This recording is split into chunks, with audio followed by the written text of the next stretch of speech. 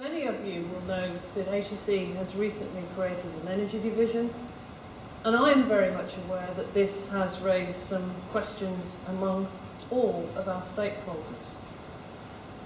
Today is not the time for me to go into the details of those changes, but what I do want to take the opportunity to do today is to assure all of you that the resources we devote to offshore safety will be enhanced, not depleted, by the changes we're making. In fact, one of the clearest signs of our commitment to offshore safety is that we are right now recruiting new offshore inspectors. The offshore division is now included within our energy division. As you said, I don't see it as superseded, subsumed or anything. It's actually an integral part of our energy division, along with mining and pipeline division. And I think when you recognise it includes our expertise in things like pipelines and so on, some of the logic starts to become a bit more obvious in that what we're trying to do is to put all of the expertise together to create greater flexibility to deploy that resource in areas where it is most needed, which is going to mean offshore. We are trying to recruit, as we've said, we're actively recruiting new offshore inspectors. There is absolutely no intention on our part to decrease the level of resource that goes into offshore. In fact, the whole intention of the move was to increase the level of resource that is available to be deployed offshore by combining it with other expertise.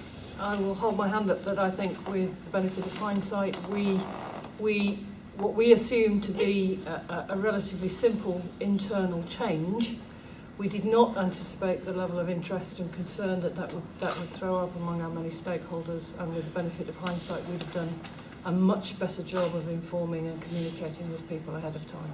I'm more comfortable now that we've had some meetings and discussions with HSE. But as I've explained, we've got a very narrow-minded constituency to represent who saw what was in effect their quasi-union. The OSD was put in place after Piper Alpha, and workers looked to HSE as the protector, as it were, of their safety. So to have that change without that consultation was, as Judith explained, not the best move, but we'll be talking and working with HSE going forward, and if, as Judith tells us, there's not going to be any decrease and there's going to be an efficiency, well, we can accept it then.